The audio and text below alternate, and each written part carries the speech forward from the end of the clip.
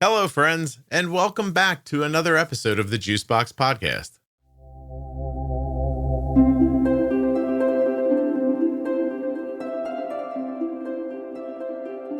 I work for an organisation called DAFNI. So DAFNI stands for Dose Adjustment for Normal Eating, and it's a not-for-profit part of the NHS, and we provide education for people with type 1 and type 2 diabetes. Nothing you hear on the Juicebox Podcast should be considered advice, medical or otherwise. Always consult a physician before making any changes to your healthcare plan or becoming bold with insulin.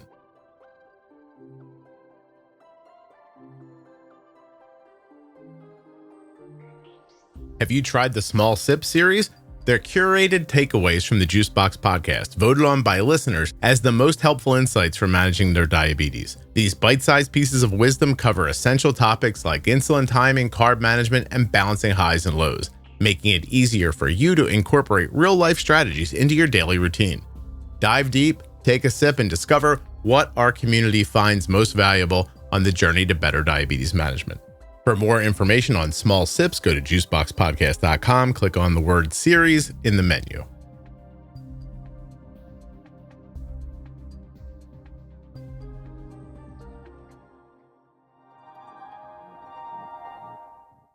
The episode you're about to listen to was sponsored by Touched by Type 1.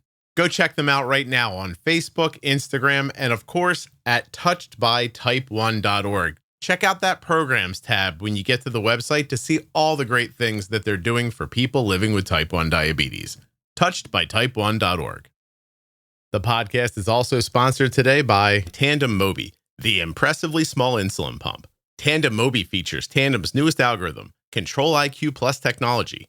It's designed for greater discretion, more freedom, and improved time and range. Learn more and get started today at tandemdiabetes.com/juicebox. Today's episode of the Juicebox Podcast is sponsored by the Eversense 365, the 1-year wear CGM. That's one insertion a year. That's it. And here's a little bonus for you. How about there's no limit on how many friends and family you can share your data with the Eversense Now app. No limits. Eversense. So, my name's Liesl. I'm a diabetes specialist nurse. There's my phone. I thought I'd put that on silent. Sorry about that. No, it's okay. It's a great intro. Don't worry. I did put it on silent. It was to remind me to log on to this if I hadn't already done it. So that's what that's all about. Liesl, hold on a second. First of all, I definitely think we have to call this episode Liesl Cult Jam, but that's a different problem for a different time. What do you mean you put on a timer in case you forgot? Oh, well, no, because I had to do some training before this that I wasn't expecting to do. So I was going to have lots of time to prep. Gotcha. And it was if I got carried away with the training, but I left them early because I was so conscious I didn't want to be late for you that I left the training early and left a colleague to take over from me. So, is there a sickly person in England now because you had to be on the podcast? What's going on? No, it's fine. It's all good. It's all good. Tell me, Liesl, a little bit about your job. What is it you do?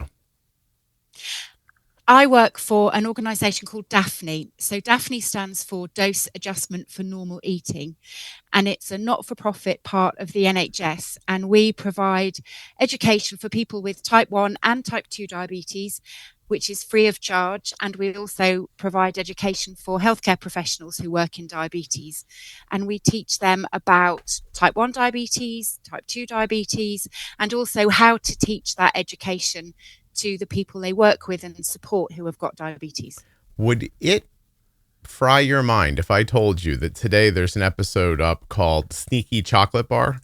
And sorry, that part isn't what I thought would fry your mind, although I guess maybe it would. And Danny, who is from England, is telling his story in two parts. And in the first part, it becomes completely clear to me that he does not know how to take care of himself until he finds the DAFNI program.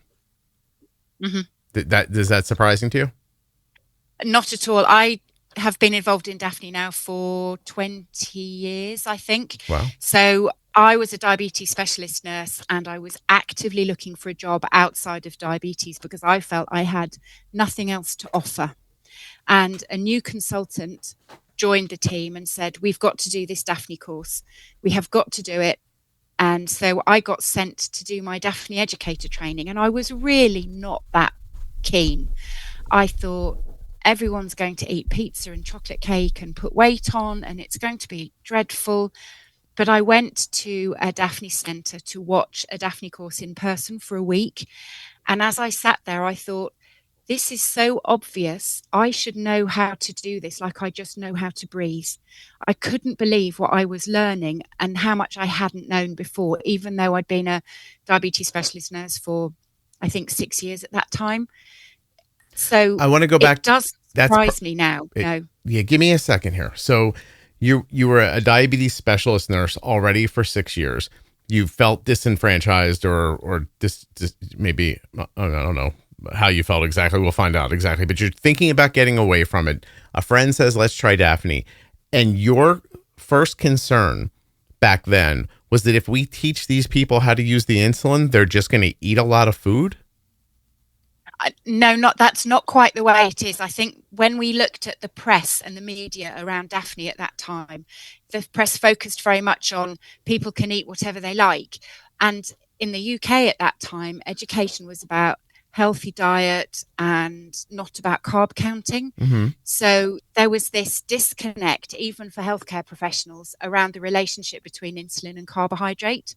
So that wasn't something I'd ever been aware of, ever really. And I just thought, well, if people can eat whatever they like, if they've always been told you've got to eat a healthy diet, you can't eat sugary food, you can't eat fatty food, they're just going to eat whatever they like, and this could be a disaster. Okay. But then I went on the DAFNI course and properly understood that triangle between carbohydrate, insulin, and blood glucose, which I'm ashamed to say I hadn't fully appreciated for the 6 years that I'd been a diabetes specialist nurse. Characterize for me the kind of care you were offering in the first 6 years in hindsight.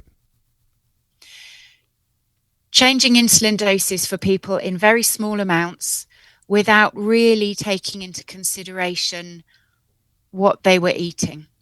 So not really being aware of why they might wake up above their target glucose in the morning. And perhaps it's because they had to have a bowl of cereal before they went to bed so they didn't go hypo. But that wouldn't really come into it necessarily. So it was really very limited. And I suspect I was not very effective in that role at that stage. Mm-hmm. Did you think during those years that everyone who you saw was just eating watercress and drinking tea and not really taking in many carbs and they were super healthy? Like, was that your expectation of what was happening? Or is that what you were told? Is that what they were being told to do and you were just making the assumption they were doing it? That's what we were recommending people were doing, but I'm a realist and I knew that people were not doing it because I don't have diabetes and I wasn't doing it. Mm-hmm. So, I think it's very easy to give advice, but what I wasn't doing in those days was listening. I felt I was a vehicle of information. And my job was to give information and tell people what they should be doing because that's what was going to benefit them in the long run. But doing the DAFNI course and becoming a DAFNI educator taught me to listen mm-hmm. and to understand what it's like as well as I can with a condition that you can't have a day off from. Yeah. And I will never truly understand type 1 diabetes unless I get it. But I owe it to anybody with type 1 diabetes to listen and do my best to understand what it's like for them as an individual rather than try and put a population-wide approach to it. So do you think that the establishment idea was eat like this, very low carb, and you should do that because you have diabetes. And if you don't, then you're non-compliant and we can't help you. And if you do, then maybe you'll get lucky and have good outcomes. Is that how they thought about it? I don't think even low carb came into it. Carbohydrate wasn't anything for me as a qualified. I qualified as a nurse in 1990 and then I went into diabetes in 1999. And I don't think carbohydrate ever really entered our psyche or our training at that stage. In 1999, it was really about having... I'm sorry, I talked over you. Yeah. In 1999? Yeah. Wow. Okay. All right. Okay. When did DAFNI begin? Do you know? I can look if you don't know. Origins. Yeah, no. Its true origins are with a man called Michael Berger in Dusseldorf back in the 80s. And Germany were having or achieving much better outcomes for people with type 1 diabetes at the time than we were. And there were some very influential people in the UK, Professor Stephanie Emil, Professor Simon Heller, and Dr. Sue Roberts, who went out to Germany to visit Michael Berger and to see the education he was providing for people with type 1 diabetes. And through a collaboration with him and his support, they brought his education back to the UK in the late 90s and called it DAFNI, Dose Adjustment for Normal Eating. So we had a randomized control trial in the late 90s, which showed reductions in HbA1c, and then that was rolled out in 2000. So DAFNI's been going, it's our 25th birthday this year. We've just had in October our birthday month celebrations. I have here begun 1999, teaches adults with type 1 diabetes how to adjust insulin to match their lifestyle and food choices rather than restrict diet. Adapted from a successful German model of structured diabetes education, usually a 5-day in-person group course run by diabetes specialists, nurses, and dietitians. It has been proven to improve HbA1c, reduce severe hypoglycemia, and increase quality of life and confidence in diabetes management. Yeah, and the other thing it does is reduce diabetic ketoacidosis, because if someone, or DKA, so when people have had DKA in the past, that usually excludes them from any kind of research. Mm-hmm. But because we collect real world data, we can show real world reductions in episodes of DKA and also in the number of people who experience DKA once they've done a DAFNI course. Is the DAFNI course akin to this podcast? Does it have a lot of overlap? Or no? Overlap with ideas of how to do things. Like, I mean, I guess I should have started here. Do you listen to the podcast at all? I haven't listened for a few weeks, but that's because we've had a bereavement in the family, and I just haven't been running. But when I was running on my treadmill a lot, I was listening to a podcast while I was running. Okay, and you've heard, I don't know, have you heard the Pro Tip series or one of those like management series? I haven't heard those. I've heard a lot of people who have got either type 1 diabetes themselves or they have it in their family. Yeah, you've been listening to the stories from people. Okay, so there are a ton of series within the podcast. I was just wondering if you knew if there was overlap, but instead I'm going to talk to you about it and I'll see if there's overlap. So tell me, in this 5-day course, like what do you tell people? Like, how do you introduce the idea to them and how do you help them understand it? Okay, so before they join the course, we ask them if they want to do it. And the way we do that is by saying, what do you want to be different about your life with diabetes? Mm-hmm. So there will be people who say, well, I haven't been running since I got diagnosed because I'm frightened I'm going to have a hypo, or I really want to look after my grandchildren, but my daughter won't let me because I had a really severe hypo. And so there are things in people's lives that they don't do because they've got diabetes, or things that they do. So they may eat the same food every day because they feel safe and they're anxious about eating something different. So they want variety. They want a social life back. They don't want people to judge them. So we ask them, what do you want to be different about life with diabetes? And then it may be that there's something within a DAFNI course that would be absolutely ideal to help them achieve what they want. So we then say, actually, if you want to run safely, come on the DAFNI course. You can learn all about that, and then you can start running again when you feel safe. Mm-hmm. And then when they come on the course, the first day is spent talking about carbohydrate. So what is carbohydrate? What does it do? What is type 1 diabetes? And why is carbohydrate important in managing your glucose? And then they go on to learn about carbohydrate. The concepts build from very basic concepts to very complex situations over the 5 days. Mm-hmm. So they start out by identifying what is carbohydrate. So they have some food models on the table and they split them into groups, those that contain carbohydrate, those that don't, and the ones they're not sure about, like burgers and sausages, baked beans, people aren't always sure about. And then we talk about those foods so they can understand why some do and don't have carbohydrate in. And then by the end of the week, they're working out carbohydrate in recipes that they make at home, in their cake recipes or their scone recipes or their curry recipes, whatever it might be. They're able to work out what they're actually going to eat carb-wise and how to match that with their insulin. So they learn gradually over 5 days in this building of concepts. And I have to say, it was the best bit about being a diabetes specialist nurse is watching people's confidence grow and seeing their understanding just expand beyond what they'd expected and watching the penny drop. It's like it's a professional drug delivering a DAFNI course. Do you find yourself in the beginning, did you find yourself astonished, or did you expect people's level of understanding about what's in their food? I think the internet is a wonderful thing, but it's also a dreadful thing, because when somebody is newly diagnosed with type 1 diabetes, they can often be in this state of shock. There's a relief that all that sudden weight loss wasn't a life-threatening diagnosis like cancer. Mm-hmm. But then there's the realization that they've got this condition they can't have a day off from. I can wake up in the morning and decide not to wash my hair, but you can't wake up in the morning and decide not to take your insulin. And so sometimes they're like a rabbit caught in the headlights. And so even though we might give lots of information about carbs at diagnosis, how much actually goes in with the enormity of taking 5 injections a day and everything else they have to think about, I think it just doesn't stick. So then they can look on the internet and there's so much conflicting information that I think people don't always know what to go with. So when they come on a DAFNI course, it's almost a relief that somebody is saying, this is what you need to know. You're going to learn it in a safe environment. You can practice things. You can make mistakes. We'll support you. We won't judge you.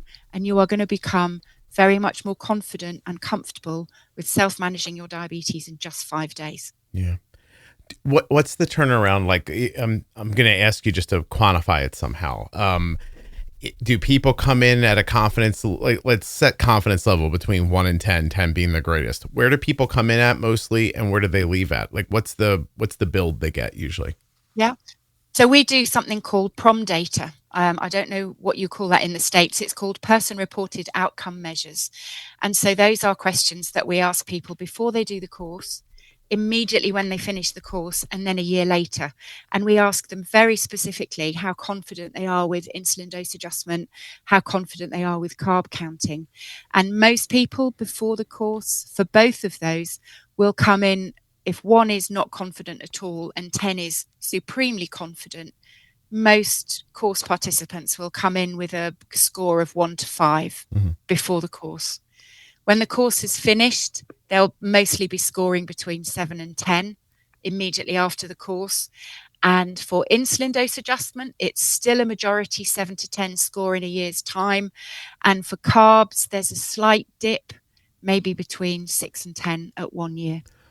Is there... So it's huge. It's huge, yeah. Is there a wide difference between people's backgrounds and education, or do you find that there are certain people who don't need or come for the course, and there are groups that more so do, or is it across the spectrum? I think on DAFNI, we talk about health literacy. So you can be very well educated. You can have gone through university and got a degree, a master's, a PhD, but you may struggle with health literacy, which is applying the numbers to yourself. Mm-hmm. You might have left school at 14 with no qualifications, but really strong maths ability, and you'll fly with it. So I wouldn't have any preconceptions around whether somebody would manage to self-manage their diabetes based on their education level, because in my experience, that's not a good predictor. Today's episode is sponsored by a long-term CGM that's going to help you to stay on top of your glucose readings, the Eversense 365. I'm talking, of course, about the world's first and only CGM that lasts for 1 year. 1 year, 1 CGM. Are you tired of those other CGMs? The ones that give you all those problems that you didn't expect? Knocking them off, false alerts, not lasting as long as they're supposed to?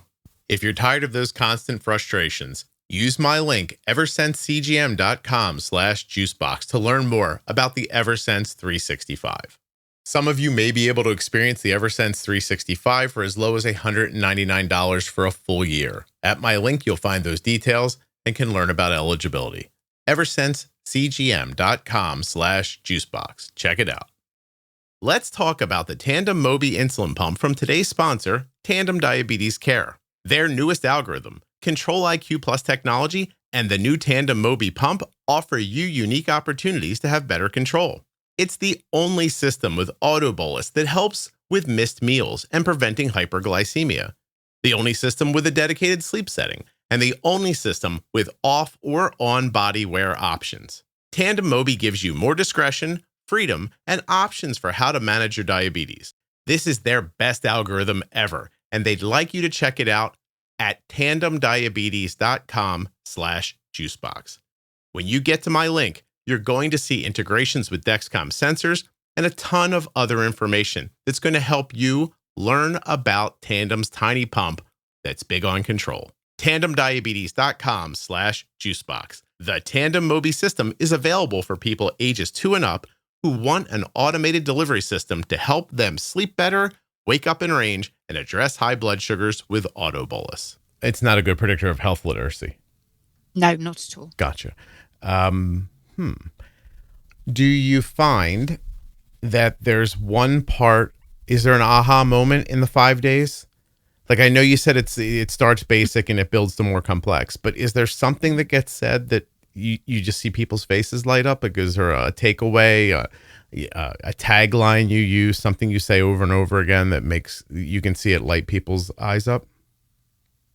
I think one of the main things which they learn on the first day is that they couldn't have done anything to avoid it. And that's a big aha moment, because in the media, certainly in the UK, there's a lot of judgment around diabetes, and there's a lot of judgment based on people's weight or lifestyle, and whether you've got type 1 or type 2, that stigma seems to apply. And so often people have been told, well, surely if you just ate differently, you wouldn't have diabetes. So the realization on the first morning of the first day that they were going to get it and there was nothing they could do to avoid it. It's not their fault. That relinquishing of guilt for a lot of people is really powerful, and that happens within the first couple of hours of the course.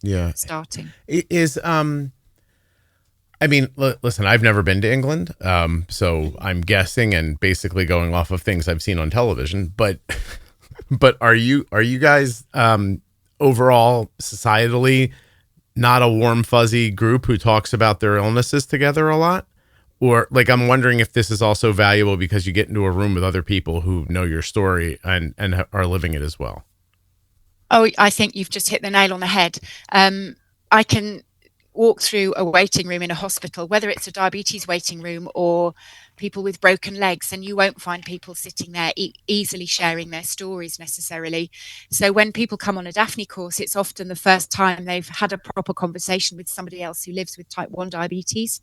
And often they're quite reserved on the first day because everyone thinks they're going to be the worst in the room at managing diabetes, and then they realize that they're all as good as each other, or they're all as bad as each other, and they all share the same problems, the same anxieties, the same fears. And so I think that leveling of the playing field when you have a bunch of people together is the most powerful thing. And I don't think we'll ever really know with DAFNI, is it the DAFNI principles around carb counting and dose adjustment, or is it the peer support? And if you took the peer support away, would people achieve so much? I don't know. I wouldn't like to hazard that guess. I'll tell you that, so the podcast, you know, in its entirety, it's been around for almost 11 full years now. And at the end of this year, it'll be the end of the 11th year. And I'm going to start right back up again, year 12 on, January 1st. But of the 20 million total downloads that have happened over the last 11 years, a number of million of them happened this year in 2025. And I just looked, and by country, and I don't think this is surprising, obviously it is most popular in the United States. Canada's second, the UK's third. And there are a significant number of downloads in the United Kingdom.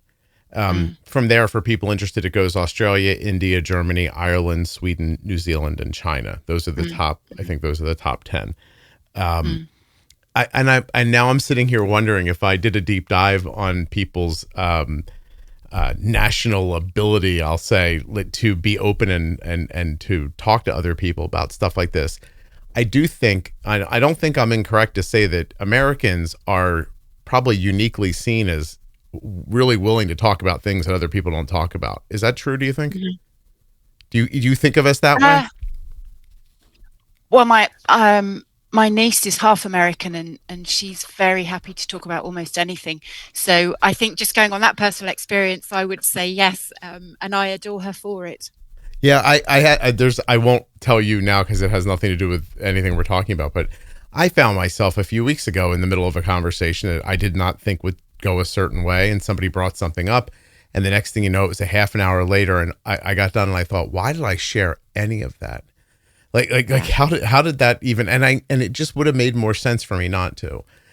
But so, and I've seen, like, on this side of it, Lisa, I don't know how much of of the little ecosystem I've built here you're aware of, but I have a Facebook group that it's coming up on 80,000 members, and it's incredibly active, right? Like, and I mean, average 120 to 160 posts every day, like 8,000 comments, likes. Like, there's, at any point in time, in any day, there's at least 40,000 of those people are active.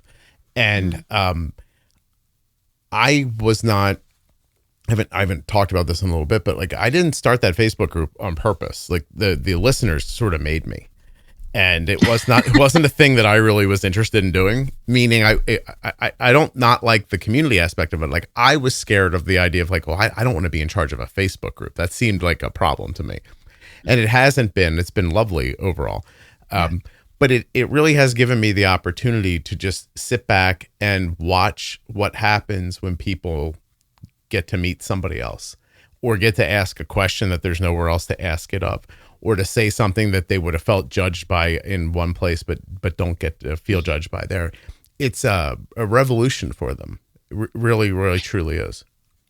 I think as Brits, we have a reputation for being quite reserved, but I think with diabetes, there's so much stigma around it that people are afraid to talk about it because they're afraid that if they say anything, they're going to be judged. Mm-hmm. And so when you get a group of people in a room together and say, you're free to talk, and they've got type 1 diabetes, then they're fairly shy to start with, but not for very long. Yeah, happens pretty quickly. And in fact, I think my second ever DAFNI course was way back in 2006, 2007.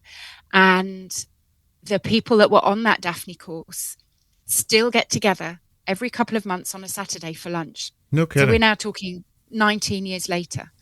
When I stepped away from being a diabetes specialist nurse and I joined the DAFNI organization full time, they reached out to me and said, now you're not our nurse, would you like to come to lunch with us? So I get to have lunch with them whenever I can, several times a year on a Saturday. And they might talk diabetes for a few minutes, but they talk about life like any other bunch of friends. Yeah. But they have that irreplaceable, innate understanding of each other without saying a word of what it is like to navigate those life situations with type 1 diabetes.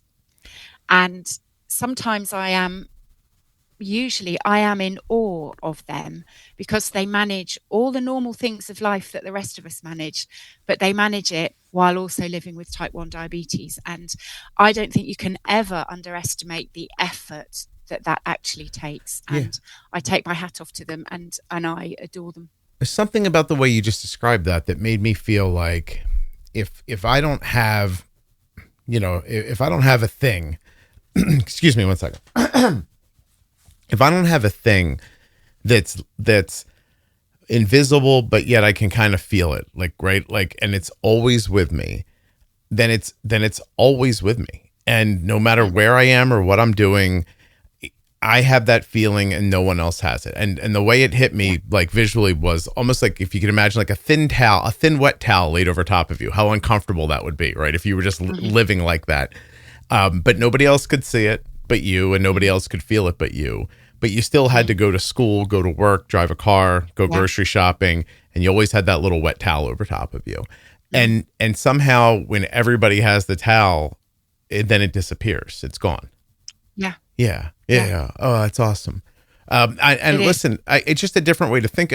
It's not lost to me. I do a lot of in-person stuff, and I've done more of it in the last couple of years than I have in the past. But just this year was at an event with 2,000 people who had type 1 diabetes. It was and I don't know how to quantify what you've just said, but I know it's true that when they're all together, that there's a lightness about them that I don't know exists when I see them in other places. And it's a sense of safety, isn't it? They're not going to be judged. I think a few minutes ago you used a word which is my absolute bugbear of a word, and I wish it didn't exist, but there's a word, non-compliant. Right. And that is used in medical terms to describe people with diabetes, particularly people with type 1 diabetes. So if somebody comes to a clinic and they see a healthcare professional and they've not been carb counting very much, they might be labelled as being non-compliant. But actually, if that healthcare professional was to listen to them and find that they've just had to move house, or they've just had a bereavement, or they've got a sick child, or they're working as a carer, they do shift work, and how difficult it is to be a carb counter and manage type 1 diabetes in those normal but frenetic situations. If you understood that, you'd never label somebody as non-compliant. And one of the things that we ask our DAFNI educator trainees and our DAFNI doctor trainees to do is to count carbohydrate in their day-to-day life for 5 days in a row. Not because we want them to be perfect, but because we want them to have some shared experience with the people that they're supporting who live with diabetes all the time.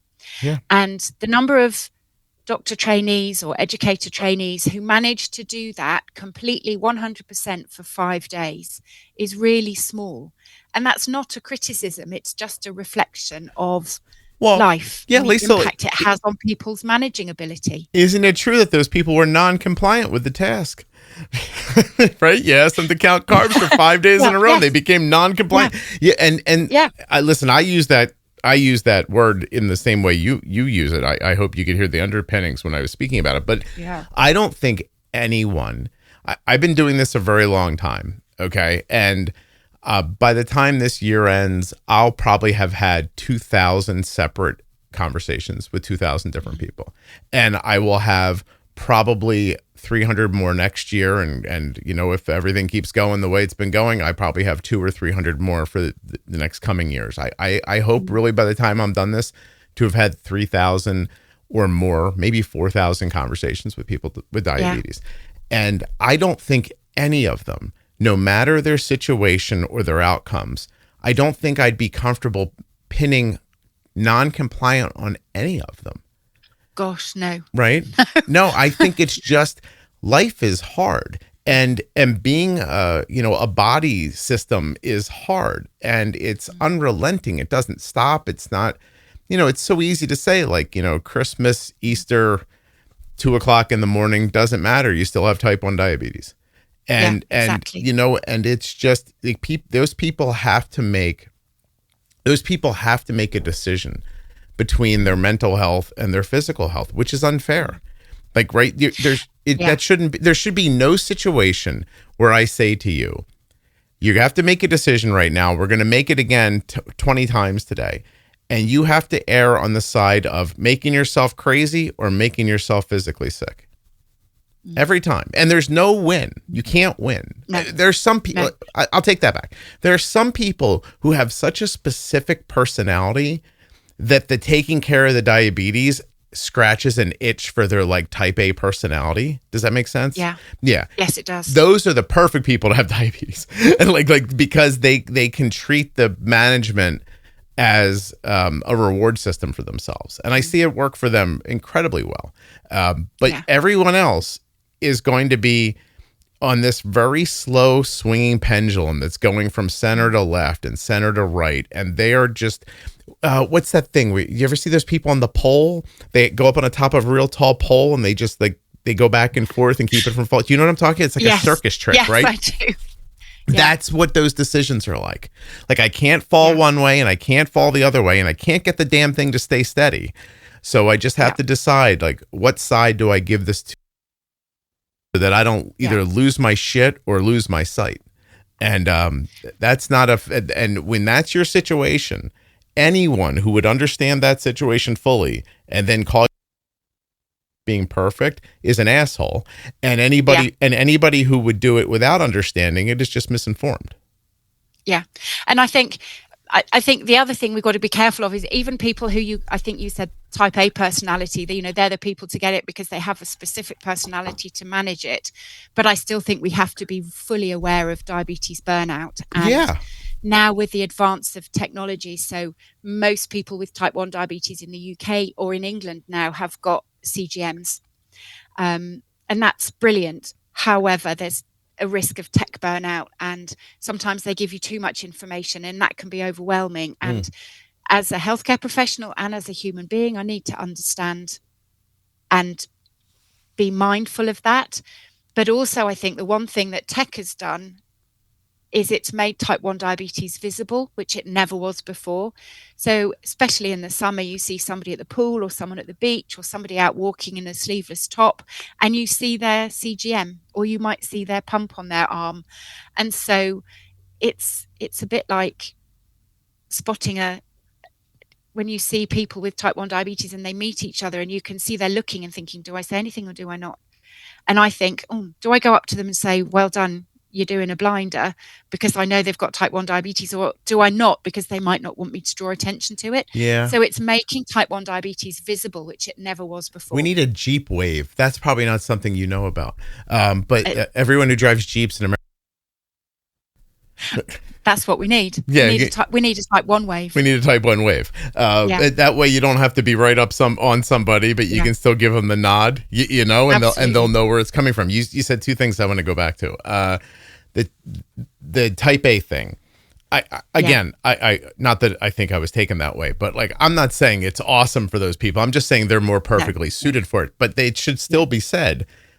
They are still giving an amount of effort and time and focus to something that nobody wants to be focusing on. It's still unfair to them. They just have, their outcomes seem to work out a little better sometimes. And maybe they don't go as bonkers about it because it leans into whatever their wiring loves for them. About the tech stuff, I take your point. I really do, about the beeping and the buzzing and etc. But I'm really hoping that in a reasonable amount of time that the trade-offs are still, I believe now the trade-offs are still valuable, but I think in a reasonable amount of time, it might get easier and easier again. Hopefully this technology will continue to grow. I talk a lot about on here that, I like that there are a number of different companies. I like that they are aggressively trying to make their algorithms more accurate and give them lower targets, because it keeps those companies trying. I think when you saw back in the day when there was one big pump company, I'll tell you that I think they innovated and then they kind of sat back and were like, oh, we did it. Here's the thing. We gave it to you. Yeah. Right. And I just, by the way, interviewed the CEO of that company. Okay. And put it to her. I was like, what happened to you guys? Like, it feels like you made the thing and then spent so much time selling it, you just stopped worrying about whether it could get better again. And she was very candid and said, yeah, I think that happens to a lot of businesses, and I think that happened to us too. And so that's not going to happen again now, because now you have Medtronic and Tandem and Omnipod and and now Twist and iLet, and there are more and more companies coming. If they want to stay alive and make their money, they got to make the thing better. I think that's nothing but good news for people with diabetes. Yeah. And and it's similar with us in DAFNI. We're not tech manufacturers, but we are developers of education for people with diabetes. So we haven't just got the DAFNI course for people that use multiple daily injections. We've got the pump DAFNI course for people who use a pump. We've got the closed loop essentials course for people who are going to be going on to a hybrid closed loop, so that they've got an understanding of what it can do and what its limitations are. So they go into it with realistic expectations and a confidence that they'll be able to manage it. And we've just, this year, we launched a course for people with type 2 diabetes who use multiple daily injections.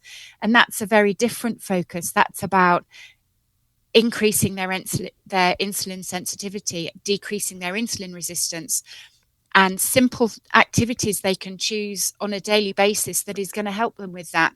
So rather than being stigmatized, judged focusing on the fact that, type 2 diabetes, it's always somebody who's overweight, which is not the case.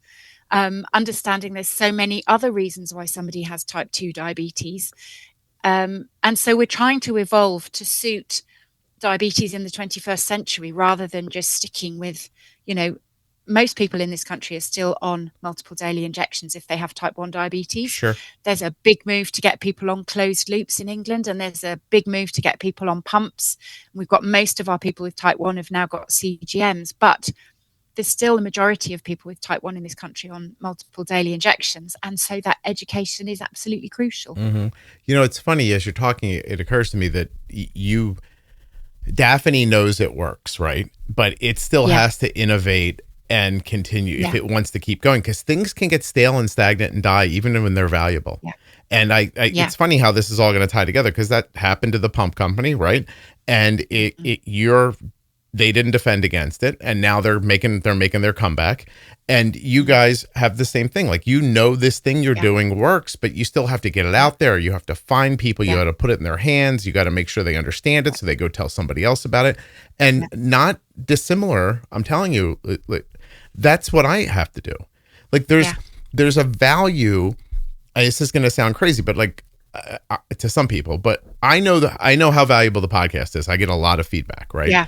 And but just like I always say, I don't know what the old timey British version of this is, but if things didn't need to be new all the time, then we'd all just be still watching MASH, because that was a really good TV show, and why did they have to make another one, right?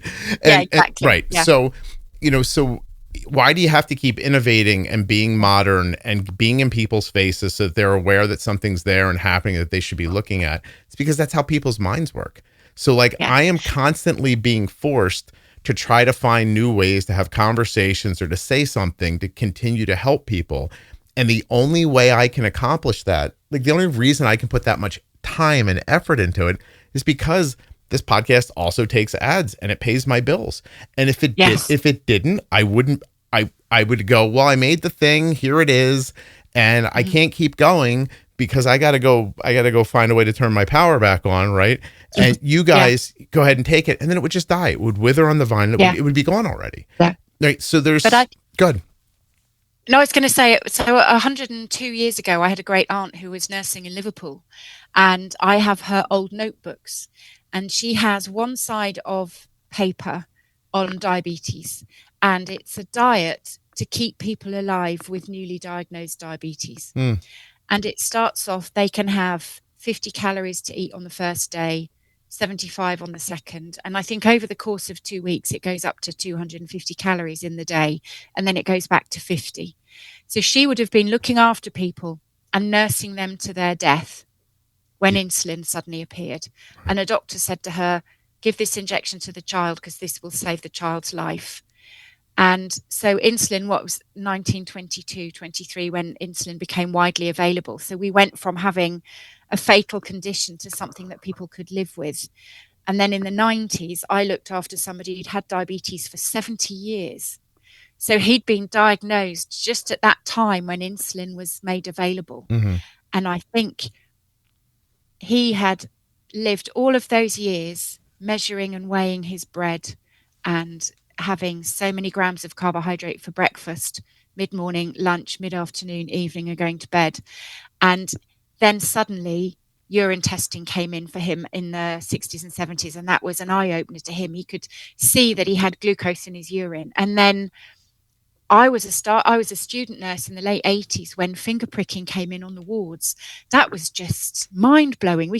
Still took 3 minutes to get a glucose reading, but it was still innovative and it was amazing. Mm-hmm. And then when I became a diabetes specialist nurse, that was when blood glucose meters were available to people with type 1 diabetes, and particularly the pregnant women who had type 1. And that was a big innovation. And that was 25, 26 years ago.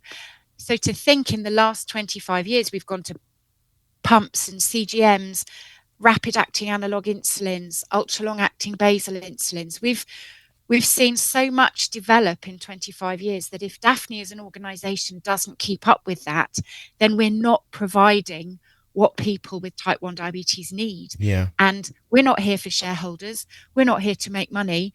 We're here so that a person that we've never met, who has type 1 diabetes has a better quality of life, better psychological health, better long-term health, and better confidence day to day with their type 1 diabetes. Yeah. And those are the people I'm thinking about when I'm doing my job, is how is this going to impact them? Because if it's not going to have a positive impact, I need to do it differently. Yeah, and it shouldn't be lost that effort happening over and over again, day after day, is what drags you into the next part, right? Because there will be a time, I am confident saying, based on just the story that you just told, I'm confident saying that there will be a time that people will look back on 2025 and say, oh my gosh, those algorithms were nice. I mean, I see how it changed people's lives, but look what we have now, you know, and look how many times that's happened just since the 20s in 100 and what is that, 105 years, maybe not even quite.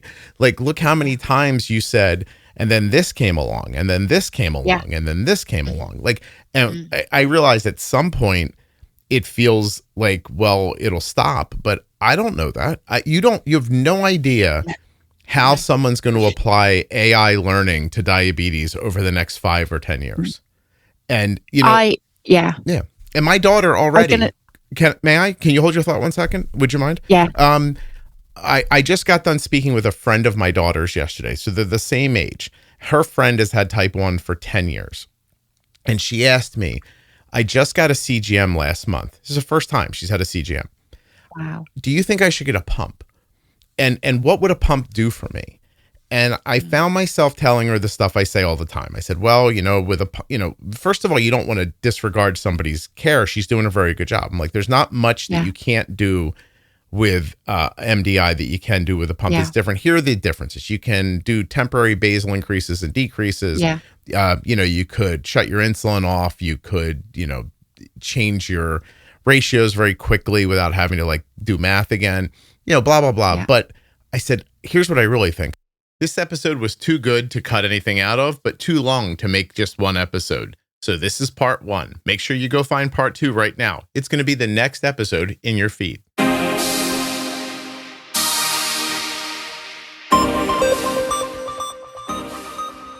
Touched by Type 1 sponsored this episode of the Juicebox Podcast. Check them out at touchedbytype1.org on Instagram and Facebook. Give them a follow. Go check out what they're doing. They are helping people with type 1 diabetes in ways you just can't imagine.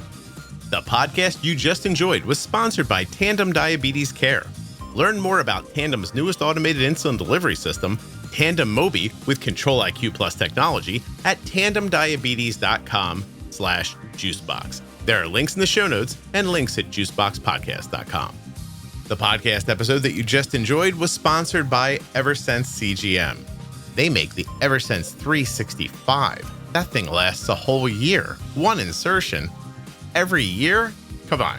You probably feel like I'm messing with you, but I'm not. EversenseCGM.com/juicebox.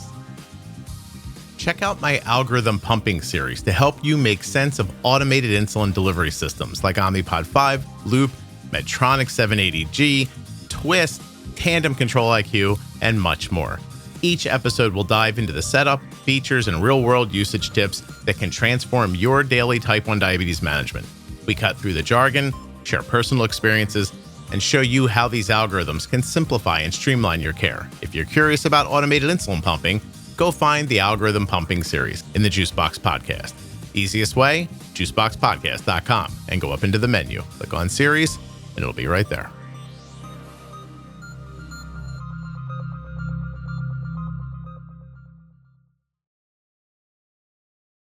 Hey kids, listen up. You've made it to the end of the podcast. You must have enjoyed it. You know what else you might enjoy? The private Facebook group for the Juicebox Podcast.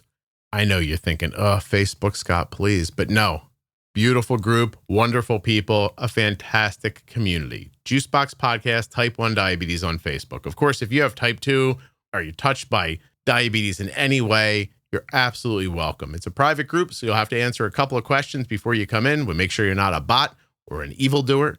Then you're on your way. You'll be part of the family. Thank you so much for listening. I'll be back very soon with another episode of the Juicebox Podcast. If you're not already subscribed or following the podcast in your favorite audio app like Spotify or Apple Podcasts, please do that now. Seriously, just to hit follow or subscribe will really help the show. If you go a little further in Apple Podcasts and set it up so that it downloads all new episodes, I'll be your best friend. And if you leave a 5-star review, I'll probably send you a Christmas card. Would you like a Christmas card?